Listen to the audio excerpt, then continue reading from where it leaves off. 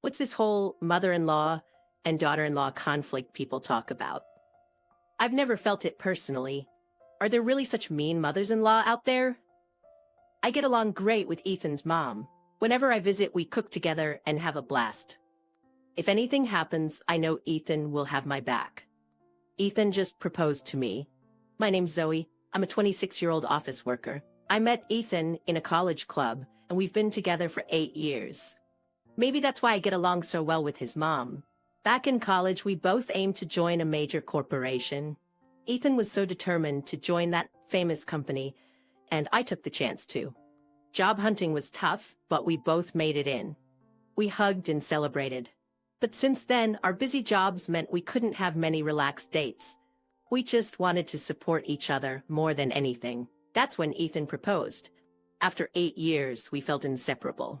I was over the moon. We visited each other's families, and all that was left was the wedding. Then, one day, Ethan's mom, who was supposed to live with his brother Liam, asked to move in with us. I was taken aback. We never discussed living together. What about my parents? I said. Ethan tried talking to her, but she wouldn't listen.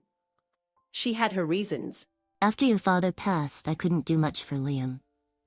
He didn't go to college, and without a high school diploma, he can't get a job. Ethan, you're all I have. You might as well be my eldest. What? Liam's there with you? We can help financially. I want to live with both Ethan and Zoe. Families support each other. I love you, Zoe. Mother-in-law, but... After discussing, we agreed to live with her until Liam got married. After the wedding, we moved in. But what awaited was the classic mother-in-law and daughter-in-law conflict. I was sure we'd be fine. The next morning, I woke up at 5 a.m. to find her already making breakfast. I rushed to the kitchen. Good morning. I'm sorry I'm late. Let me help. You sleeping so late? I've already made breakfast and Ethan's sandwich. Women should wake up early and handle the house. What kind of upbringing did you have? Her words stung. I was shocked. What should I do? I was surprised from the first day.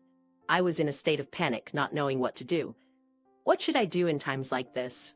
My mind went blank and I said, Mother-in-law, I'm sorry, what should I do? You need instructions for everything? And you work at such a big company. Maybe you got in by luck and were about to be fired. That's why you rushed to marry Ethan. That's not true. We wanted kids, and I wanted to make things easier for you. Easier? I woke up early because there's one more person and you're still sleeping. It's more work. I'm sorry. I don't like you. Don't define me. Got it? What? Define me and you'll get a divorce. That's it.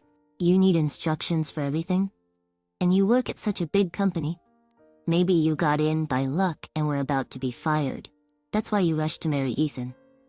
That's not true. We wanted kids and I wanted to make things easier for you.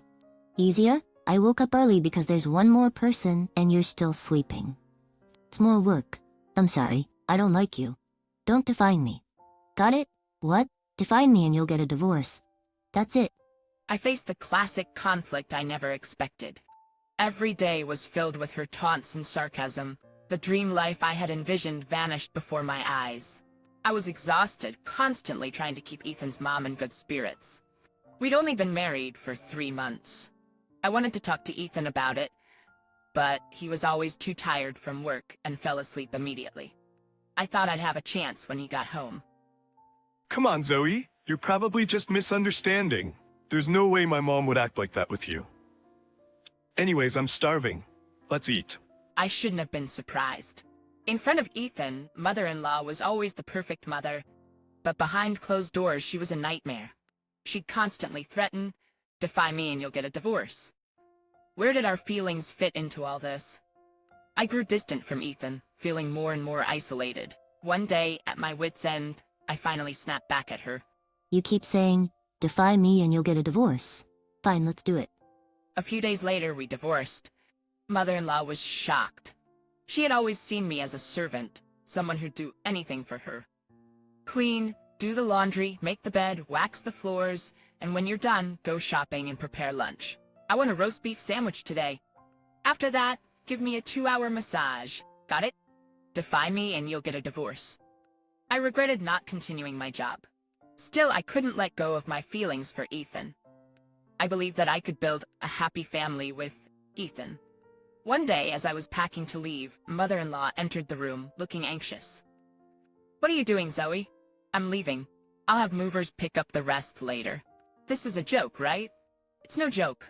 You said if I defied you, we'd divorce. So let's do it." Defy me and you'll get a divorce. "You said if I defied you, we'd divorce. So let's do it." You're being so childish. It's obviously a joke. "A joke? Stop messing around.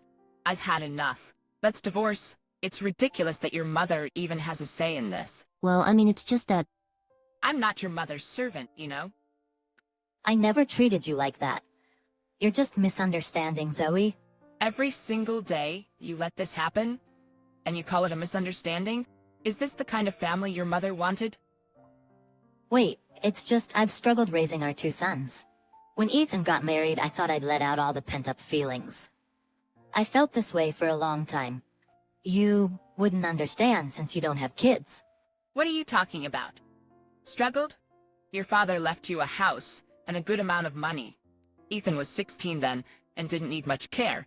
That's why I said you wouldn't understand. Have kids and then talk. Really? But taking out your frustrations on your daughter-in-law is wrong. Was I chosen just to be your stress reliever? Is that why you were nice to me? Of course it's always been this way. A daughter-in-law shouldn't defy her mother-in-law. That's tradition. I quickly packed and left the house. She still insisted that what she did was right and told me to understand her struggles. If this is what family means, if being treated this way is what family is about, then I don't need such a family. I'm content with my own life. I calmed down at a nearby park and then went to my parents' house. The moment I saw my mom, I burst into tears. Zoe, what happened? Just wait a moment. She quickly made me a warm coffee. Drink this and calm down. This isn't like you. After calming down a bit, I told her everything. Why didn't you tell me sooner? I didn't want to worry you. You always care about me. Silly girl, I'm always here for you. Just relax here. Maybe it's best to divorce. Life has its ups and downs. I cried like a child. She hugged me tightly. I wished I could be a mother like her. The more I thought about it, the sadder I felt about Ethan not supporting me. Even if we had a good relationship with his mother, he never listened to my concerns. The happy times before marriage felt like a lie after 8 years. I realized the complexity of the mother-in-law and daughter-in-law relationship. Ethan, oblivious to everything, came home as usual. He called me after confronting his mother, but I refused to answer.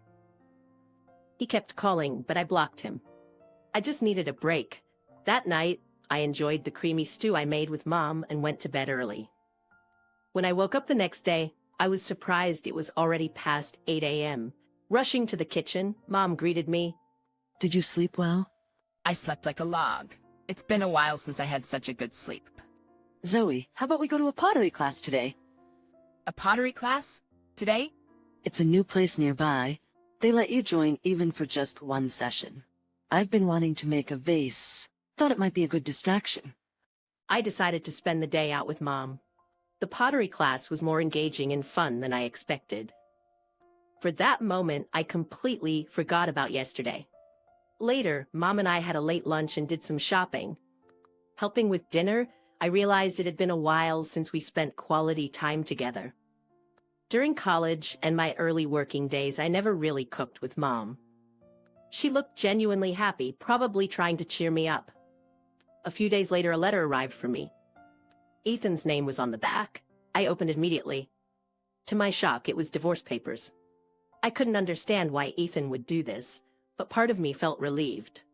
I felt bad for not answering his calls, but sending divorce papers was a bit much. With no lingering feelings, I decided to fill them out and submit them to City Hall. Is this how breakups go? I started to think Ethan was just like my mother-in-law. What happened to those happy 8 years? As these thoughts consumed me, my phone buzzed. It was an email from Ethan. I hesitated but opened it, and there, the email painted a picture of Ethan completely under mother-in-law's control. She had manipulated him, blaming everything on me. I was shaking. Could this really be happening? Had mother-in-law cried to Ethan? My head was spinning. I always believed in us. It hurts to be betrayed like this. left me conflicted. It was clear mother-in-law was behind this, but my feelings remained unchanged. The realization of mother-in-law's true nature was terrifying. Regardless, I decided to submit the divorce papers the next day. The next morning, I went to the city hall and had the papers processed. Surprisingly, I felt a weight lifted off my shoulders. Feeling motivated, I decided to start job hunting. A few days later, I got a call from a former boss. There was an opening in a subsidiary company and they were struggling to find the right person. The offer was tempting, so I expressed my interest. Then my phone rang. Answering, I could hear a frantic Ethan. Zoe, you haven't submitted the divorce papers, right? Let's forget all about it. What? I'm sorry, I didn't know everything. Liam told me everything. It was all Mom's doing. Liam knew about her true nature, but couldn't intervene because he feared she'd kick him out. He's really sorry. So, what do you want? I want to apologize. I'm truly sorry. It's too late. Please don't contact me anymore. It's over. What? Let's get back together. It was all Mom's fault. I was a victim too. Victim? You never listened to me. But I thought Mom was telling the truth. She's always been kind, so I thought you were mistaken. Do you realize how much I suffered? How hard it was. Mother-in-law kept piling chores on me.